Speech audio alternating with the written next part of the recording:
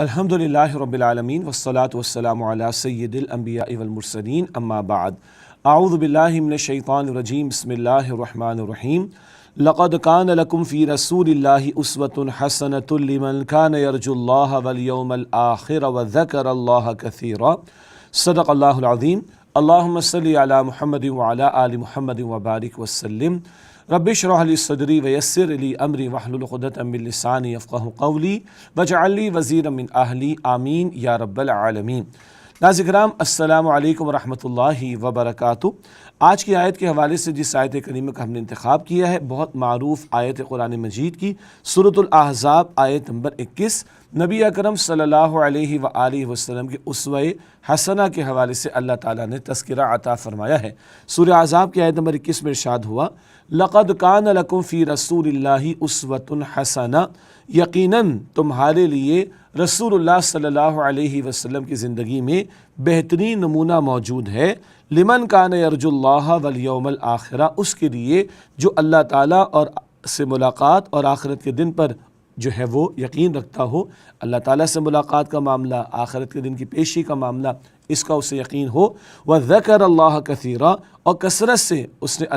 سے اللہ سبحانہ وتعالیٰ کا ذکر کرے۔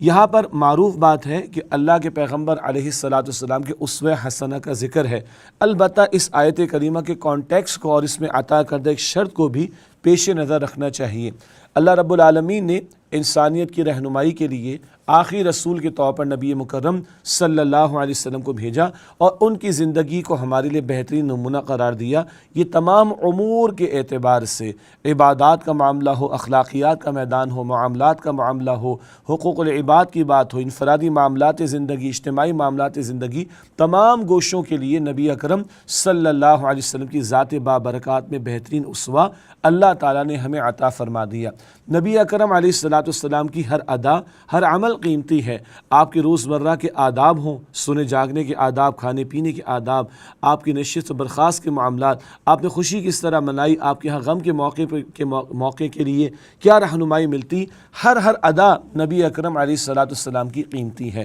البتہ اس آیت کریمہ جو کہ سورہ احزاب کی آیت نمبر 21 ہے، اس سے قبل کی آیات اور اس سے بعد کی آیات کو دیکھیں تو یہاں غزوہ احزاب یعنی غزوہ خندق کا تذکرہ آ رہا ہے، بیٹل آف ٹرنچز کا بیان آ رہا ہے کہ جس موقع پر سارے عرب کا ایک بہت بڑا لشکر آ گیا اور مسلمانوں کا مدینہ شریف میں محاصرہ ہوا۔ اس دوران میں اللہ کے نبی اکرم علیہ السلام نے مشورہ فرمانے کے بعد یہ طے فرمایا کہ خندق کھود کر مدینہ شریف کا دفاع کیا جائے گا۔ اللہ کے پیغمبر علیہ السلام نے مشورہ فرمانے کے بعد صرف حکم ہی نہیں دیا بلکہ خندقوں کے کھودنے کے عمل میں خود مصروف رہے، اور آپ نے بھی صحابہ کرام رضی اللہ تعالی عنہ اجمعین کی طرح مشقتوں کو جھیلا، آپ نے بھی اپنے پیٹ پر پتھر باندھے، یہ ساری مشقتیں حضور نے بھی جھیلی۔ اس کانٹیکسٹ میں اللہ تعالیٰ فرما رہا ہے کہ لقد کان لکم فی رسول اللہ اسوۃ حسنہ، یقیناً تمہارے لیے رسول اللہ صلی اللہ علیہ وآلہ وسلم کی زندگی میں بہترین نمونہ موجود ہے۔ یہ اہم نقطہ سمجھنے کا کہ اللہ کے پیغمبر علیہ السلام غزوہ احزاب کے موقع پر بھی کھڑے ہیں، ساری مشقتیں آپ نے جھیلی ہیں، کدال بھی آپ نے چلائی ہے، خندقیں بھی آپ نے کھودی ہیں، اللہ اکبر۔ صحابہ نے جو مشقتیں جھیلی وہ آپ نے بھی جھیلی۔ ایک صحابی عرض کرتے یا رسول اللہ میں نے پیٹ پر پتھر باندھا ہوا ہے کہ تاکہ میں بھوک کو دبا سکوں اور برداشت کر سکوں۔ حضور علیہ السلام فرمایا کہ میں نے 2 باندھے ہوئے ہیں۔ مراد ہے کہ حضور کہیں کسی سے پیچھے نہیں بلکہ آپ سب سے آگے بڑھ کر ہیں۔ گویا 23 برس کی جو جد و جہد ہے جس کے دوران میں غزوہ احزاب کا موقع بھی ہے، اللہ سبحانہ تعالیٰ کی دین کی دعوت اور اللہ سبحانہ تعالیٰ کے کلمے کی سربلندی، اس جد و جہد کے دوران میں غزوہ احزاب کا موقع آتا ہے، اور اس غزوہ احزاب پر اللہ تعالیٰ کا یہ تبصرہ ہے جس تبصرے کے دوران میں یہ آیت کریمہ آ رہی ہے۔ حضور کی ہر سنت قیمتی ہے، حضور کی ہر ادا قیمتی ہے، مسواک کرنا بھی قیمتی ہے، خوشبو لگانا بھی قیمتی ہے، ہر ادا قیمتی ہے۔ البتہ کبھی طائف کی گلیوں میں جا کر بھی مسواک لگانا پڑے گی، کبھی احد کے میدان میں جا کر بھی شاید خوشبو لگانا پڑے۔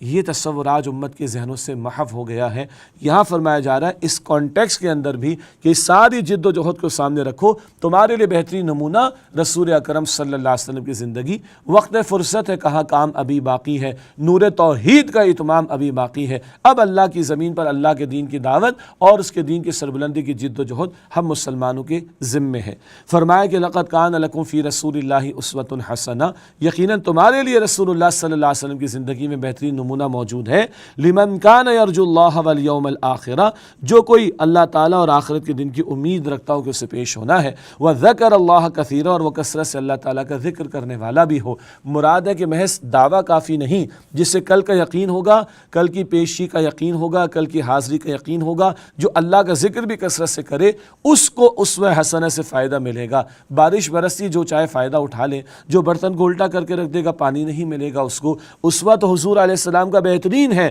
مگر جس کے پیش نظر آخرت کی جواب دہی کا احساس ہوگا، جو اللہ تعالیٰ کا ذکر کثرت سے کرے گا، اس کو اللہ کے پیارے نبی علیہ السلام کے اسوہ سے بھرپور استفادے کا موقع ملے گا۔ اللہ تعالیٰ زندگی کے تمام امور اور انفرادی و اجتماعی معاملات میں رسول اللہ صلی اللہ علیہ وسلم کی کامل پیروی کی ہم سب کو توفیق عطا فرمائے، آمین یا رب العالمین۔ وآخر دعوانا ان الحمد للہ رب العالمین، والسلام علیکم ورحمۃ اللہ وبرکاتہ۔